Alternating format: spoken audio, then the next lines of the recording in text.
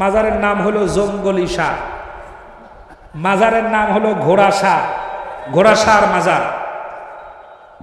একজন মুরিদ হয়েছে এক পীরের কাছে, মুরিদ হওয়ার পর পীর সাহেবের কাছে বলছে যে হুজুর, আমি তো মুরিদ হলাম, আমার কামাই রোজগারের তো কোনো বন্দোবস্ত নাই, এমন একটা ব্যবস্থা করে দেন যেটা দিয়ে আমি আপনার কথাগুলোও মানতে পারি, আবার আমার সংসারও চালাইতে পারি।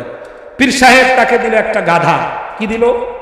গাধা। গাধা দিল যে বাবা, এই গাধাটা নাও, গাধার উপরে মাল বহন করে তুমি বিভিন্ন মানুষের কাছে পৌঁছে দেবে, এর মাধ্যমে যে উপার্জন হবে তা দিয়ে তুমি তোমার সংসার চালাতে পারবে। ব্যাস চলছে এরকম। হঠাৎ করে গাধাটি মারা গেল। মারা যাওয়ার পর লোকটা মনের দুঃখে কষ্টে, এক নাম্বার হলো গাধা তার উপার্জনের একমাত্র উপকরণ, দুই নাম্বার হলো গাধাটা দিয়েছে কে? পীর। গাধা দিয়েছে কে?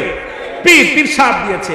এই সম্মান শ্রদ্ধা সব দিক লক্ষ্য করে বেচারি গাধাকে আর মাটি ফেলে দিতে পারেনি, মরা গাধাকে মাটি দিয়েছে রাস্তার পাশে।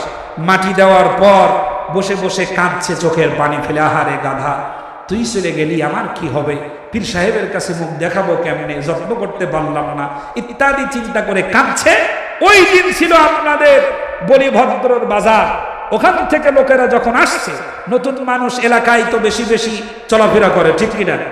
নতুন করে একজন মানুষ কবরের পাশে কাঁদছে দেখে সাহায্য করে গেল। কেউ দিল 2টো পেঁয়াজ, কেউ দিল 2টো মরিচ, কেউ দিল 2টো টাকা, এরকম করে কবরের পাশে রেখে চলে গেল।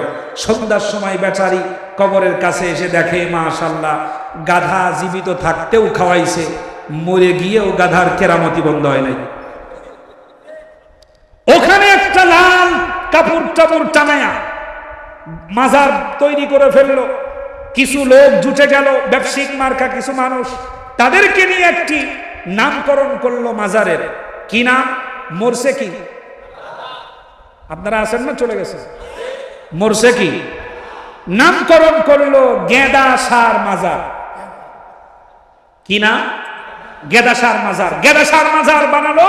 এই মাজারের সোনা ধীর গতিতে ভাসতে ভাসতে চলে গেল পীর সাহেবের বাড়ি।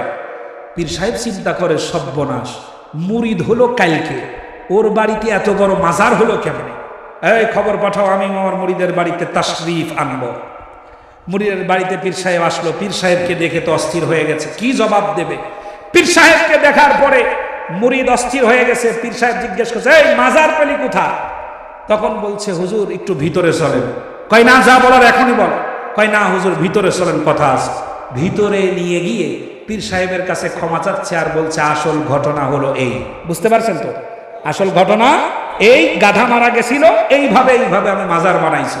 পীর সাহেব বলছে, বাবা নো টেনশন, নো ভর্তি, কোন চিন্তা করিস না, তোর বাড়িতে যে গাধার মাজার, আমার বাড়িতে ওই গাধার মায়ের মাজার।